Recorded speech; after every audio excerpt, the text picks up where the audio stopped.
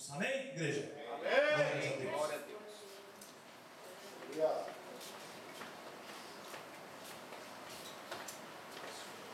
Salve a igreja, Pai do Senhor, amém? Amém. Quero agradecer a oportunidade. Amém? Primeiro livro do profeta Samuel, no capítulo de número 6.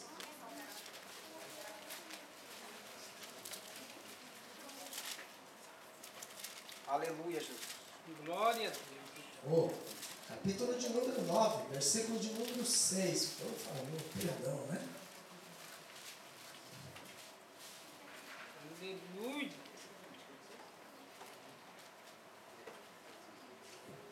Amém? Amém.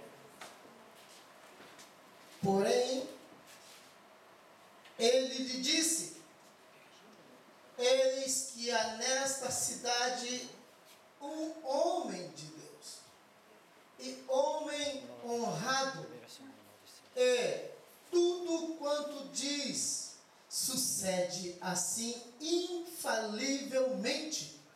Vamos agora lá, porventura nos mostrará o caminho que devemos seguir. Amém?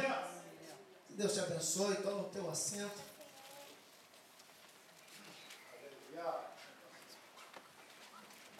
Aleluia. Daniel falou aqui, né, que não sabe se o pastor, se o tio dele é pentecostal, né? Eu sou pentecostal, tá?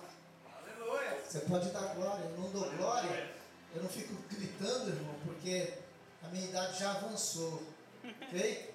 Eu não tenho a mesma idade que ele, né? Na idade dele eu deixava a minha voz acabar, porque nós não tínhamos o compromisso de pregarmos a semana inteira. Hoje eu prego a semana inteira.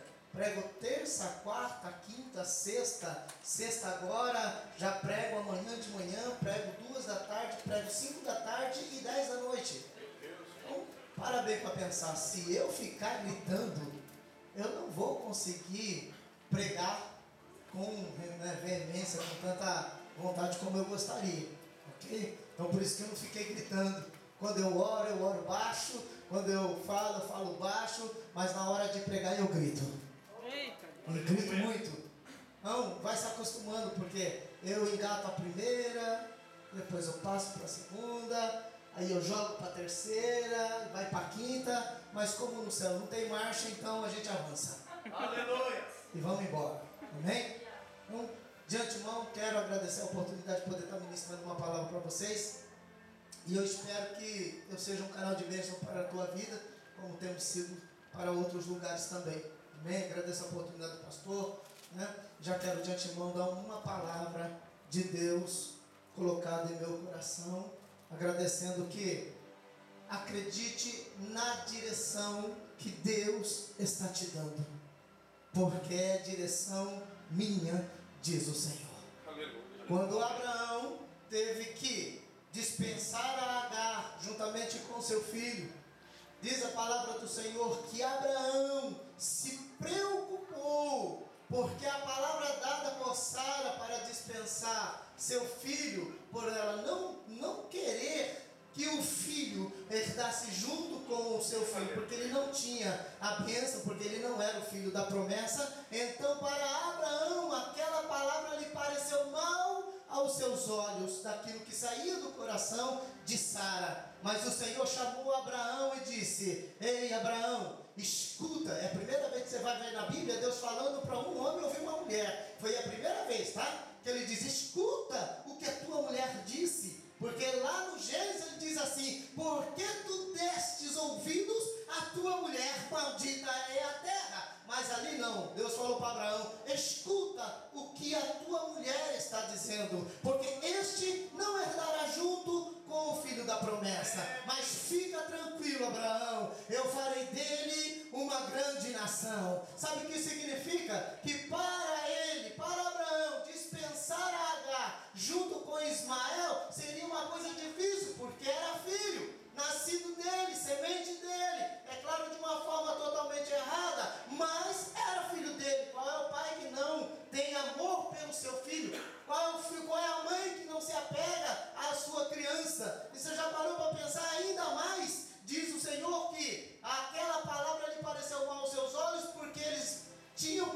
ele tinha que mandar Abraão embora pelo deserto de Berseba.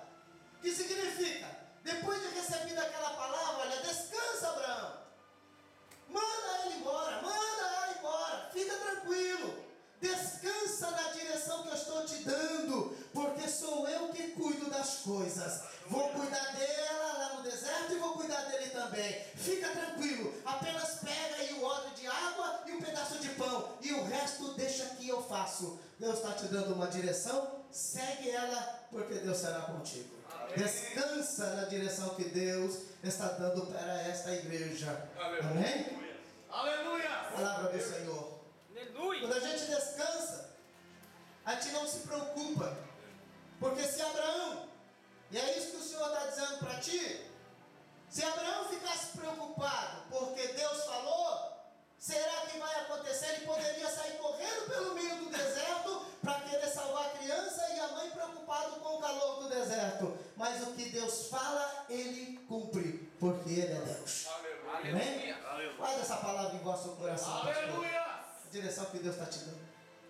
Mas vamos para o texto bíblico onde a gente leu. Estamos aí em 1 Samuel e eu estava conversando com o pastor Laudelino ou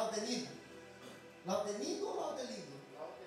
Laudelino, o pastor Laudelino aqui, e a gente estava falando sobre a nossa forma de adorar, porque nós somos mais velhos na fé. Quando eu nasci, eu tinha 19 anos na fé. Hoje eu estou passei dos 40, não vou falar onde eu cheguei. Né? Mas, se a gente para bem para pensar, a gente é muito conservador com algumas coisas que a gente vê hoje nas igrejas. Né? Na época que eu nasci, irmã sentava do lado direito e os irmãos do lado esquerdo. Né? E havia aquela barulheira. Eu me lembro quando eu me converti, eu entrei dentro da igreja evangélica, Assembleia de Deus, Madureira, ali em Bauru. Era uma barulheira, mas uma barulheira que é uma gritalheira. Eu falei assim, mas o que esses crentes estão fazendo aqui? Eles vieram para cultuar ou para gritar? E às vezes a gente não entende, né? Porque é que os crentes gritam tanto. Não é porque vai chamar a atenção de Deus, é porque pouco fôlego para dar àquele que nos deu todo o fôlego. E a Bíblia diz que tudo que tem fôlego, adore ao Senhor. E para isso o Senhor nos deu uma boquinha para adorar a Ele. E às vezes a gente passa na frente de uma igreja e vê o povo dando glória a Deus e aleluia, e pula no pé só e começa a falar língua estranha. A gente não entende, até Deus pegar a gente e colocar o seu Santo Espírito, e depois que Ele coloca aquela coisa gostosa, que vai movendo como se fosse uma panela de pressão, que começa assim, você põe o fogo embaixo e a panela vai esquentando, aí quando vai esquentando, né, vai pegando aquela pressão por dentro, aí de repente tem aquele negocinho em cima da panela de pressão, né? Assim é o crente que é batizado com o Espírito Santo. Ele chega na igreja gelado, o fogo desce, ele começa a esquentar, daqui a pouco percebe-se que a pressão começa a ficar gostosa dentro do ambiente, é tanta glória que vai entrando dentro da casa, que o negócio começa a fazer assim. Daqui a pouco, irmão, é só explodir dando glória a Deus e aleluia, porque isso é uma igreja pentecostal. Aleluia. Simples, porque o que importa é o que está dentro, não o que está lá fora. E quando a gente está dentro, mano, não tem jeito, Deus te pega. Deus te pega, essa é a realidade. Mas onde eu quero chegar com essa palavra é que na verdade nós somos muito conservadores. Por quê? Nessa época, irmão, em mais ou menos meados de 87, 88, a gente pensa assim que havia um referencial de homens e mulheres que faziam uma diferença. E tudo que eles falam é a verdade ou não é, pastor? Tudo que eles falavam acontecia. Eu me lembro de uma certa que eu fui na casa da irmã Isaura. Ela já partiu ao Senhor, mas quando eu fui lá na casa dela, eu tinha 13 anos de idade. Por isso que eu considero que crente é tudo louco. E nós somos loucos mesmo. E nós aceitamos essa sigla de louco. Porque para servir a Jesus você tem que ser louco. Você tem que ser maluco. Ela olhou para mim assim, ela disse assim, olha aqui, Daniel, 13 anos de idade. Eu já fumava, eu já bebia, eu já fazia coisas que você nem imagina com 13 anos de idade. Mas ela olhou para mim, aquela senhora, né, de coquezinho na cabeça, veio com o seu dedinho pro meu lado e disse assim, olha aqui, moleque, olha aqui para para mim. Eu falei, o que a senhora quer? E quando eu olhei para ela, irmão, deu uma tremedeira na perna, deu uma baboseira no meu corpo. E ela disse, olha aqui, moleque, pois pode ouvir o que eu estou te dizendo.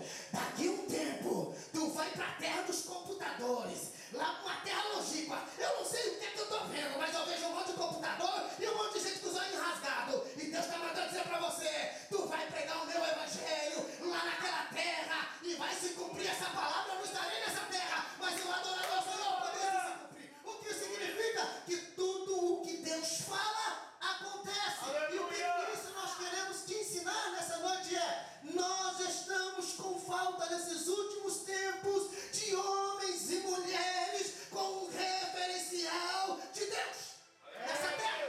Aleluia. Um referencial de que tudo que fala acontece. Isso está sendo raro para esses últimos dias para a igreja. Se você olhar o texto que a gente leu, irmão, você vai ver quem conheceu Saul. Todo mundo conhece Saul. Todo mundo conhece a sua história. Todo mundo só gosta de falar de Saul, irmão, depois que ele se arrebentou. Mas vou contar antes como ele era.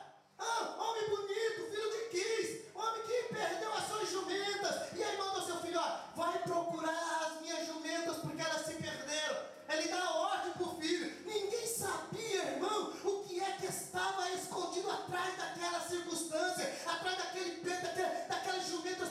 Ninguém sabia qual era o plano divino que acontecia lá no céu. O que aconteceu lá no céu é que Israel queria um rei. Estava falando para o pastor aqui, Israel queria um rei porque não queria ser governado por Deus. Então o que Deus faz? Escolhe um homem. Escolhe quem? Escolhe Saul. Ele não sabia que tinha sido escolhido. Ele não sabia que Deus tinha um plano. Ele não sabia que Deus tinha um propósito. Ele não sabia o que ele ia ser. Ele não sabia onde é que Deus ia colocar. Assim como você também. Você lembra a sua vida de antes? Pois é, Saul estava perdido procurando jumenta. E eu e você estávamos perdidos procurando o quê? A droga, a prostituição, a mentira. Procurávamos coisas que não prestavam lá no mundo. Só que se fazia mal para mim e para você.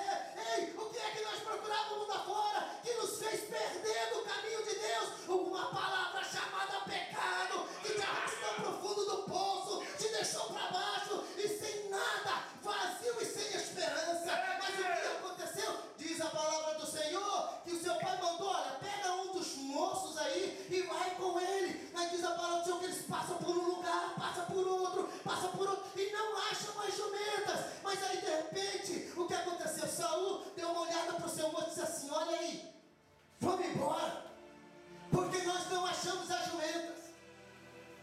Mostrava? Nós não achamos as jumentas. E o meu pai deve estar preocupado. Vamos voltar embora. E aí nessa hora, irmão, sabe o que eu entendo? Que é bem na hora. Quando a gente desiste da vida. Quando a gente já não vê mais esperança. Quando a gente já não vê mais saída.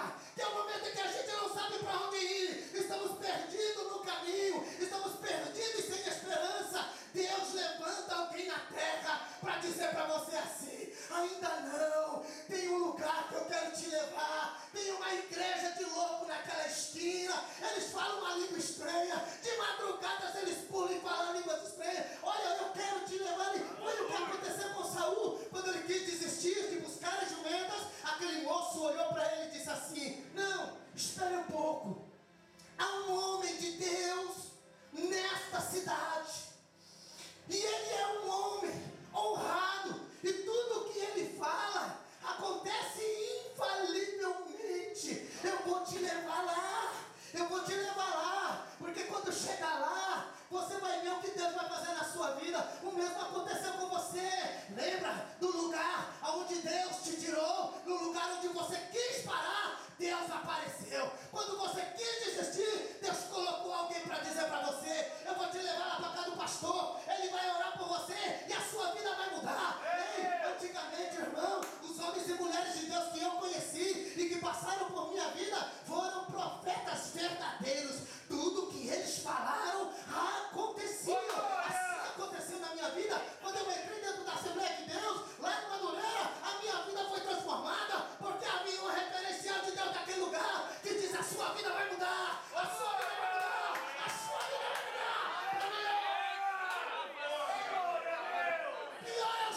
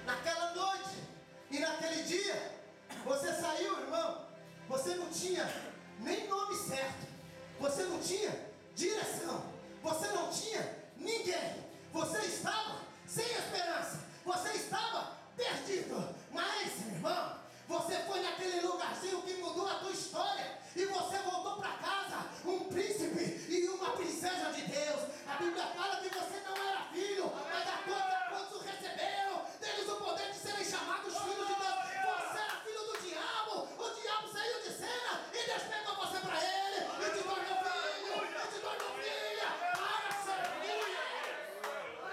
Esse irmão, Deus te transformou numa princesa. Sabe para quê? Para você adorar a Ele. Deus te transformou num príncipe, porque a Bíblia diz assim: e nos fizestes reis e sacerdotes, e para o seu povo ele diz príncipes. Príncipe quer dizer quem governa. Sabe o que significa? Que Deus te tirou lá do lamaçal, lá do monturo, lá de baixo. Você não era nada. Pois é, você não era, agora você é, porque você foi resgatado das trevas para a maravilhosa luz do Aleluia, Deus. Aleluia. simples, referenciais. O que nós precisamos para esses últimos tempos, e aqui no Japão, são de referenciais, de homens e mulheres que têm essa palavra viva e verdadeira, de acreditar, de crer que quando ela é liberada para a vida de alguém, isso vai suceder. Homens e mulheres comprometidos com essa palavra, comprometidos com a tua presença, comprometido com a sua graça, comprometido com a sua santidade, comprometido com a sua igreja, comprometido com o povo, comprometido com Deus. Deus procura um referencial dele aqui na terra. E eu espero que Deus, nessa noite, irmão, você está com sono, mas que Deus te